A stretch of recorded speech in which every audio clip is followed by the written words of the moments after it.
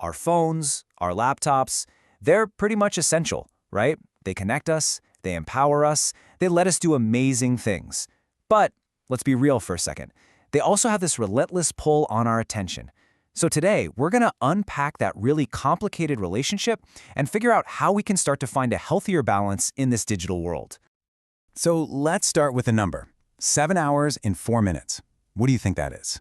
Well, that is the average amount of time Americans spend staring at a screen every single day.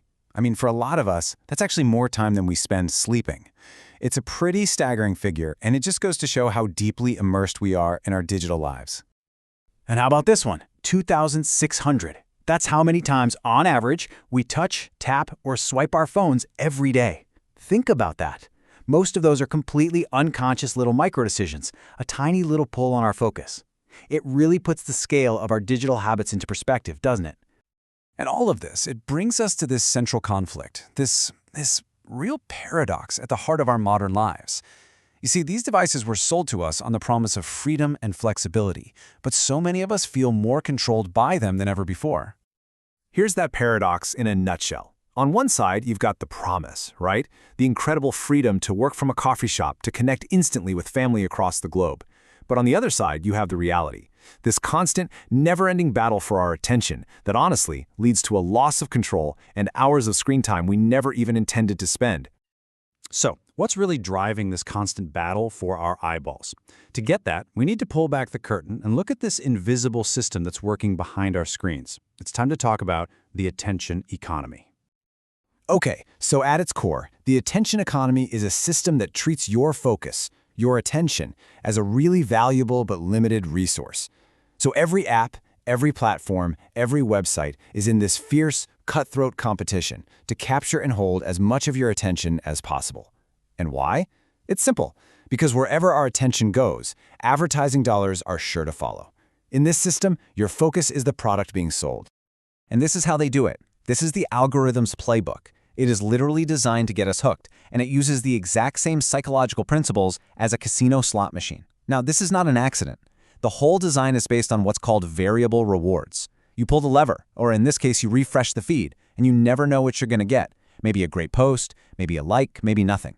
That unpredictability is the most powerful way known to science to form a habit, or an addiction. These algorithms also know that the quickest way to get our attention is to tap into visceral emotions like excitement and especially outrage. It's why people talk about the anger algorithm, because making us mad keeps us engaged and keeps us scrolling. Now, this constant digital stimulation, it isn't just some psychological game. It has a real, tangible, biological impact. So let's zoom in even further and actually look at what's happening inside our brains.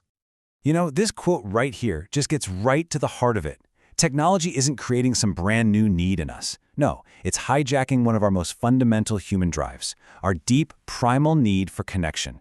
It offers this quick, easy, potent substitute that feels like the real thing, but so often it just leaves us feeling empty and wanting more. And this is the part I find absolutely fascinating, how it all breaks down biochemically. Every single like, every notification, that triggers a little hit of dopamine, the feel-good reward chemical, which makes you want to come back for more. And at the same time, we're chasing those feelings of connection, which are tied to serotonin, and bonding, which is linked to oxytocin. But here's the dark side, the constant comparison, the fear of missing out, FOMO, that can keep our cortisol, our stress hormone, chronically elevated.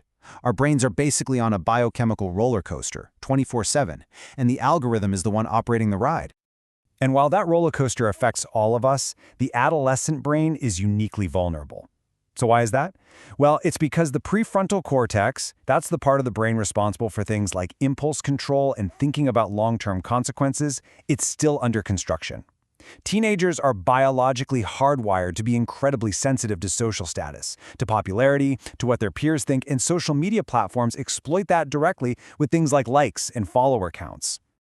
Okay. So that's the problem, and I know it can feel a little daunting, but the story absolutely does not end there. The goal here isn't to demonize technology or go live in a cave. It's to build a healthier, more intentional relationship with it. So let's zoom back out and look at some practical tools for taking back control. First off, it's so important to understand that digital wellness is a really broad idea. It is not just about counting your hours of screen time. It's a much bigger picture. It includes things like your online safety, your emotional intelligence, the quality of your communication, and just genuine old-fashioned self-care. It's really about taking a holistic approach to our lives online. So, where do we start? Well, here are 3 powerful, actionable steps you can try. First, a digital detox. Even just taking a 30-day break from one specific app can do wonders to reset your brain's reward system. Second, practice something called self-binding.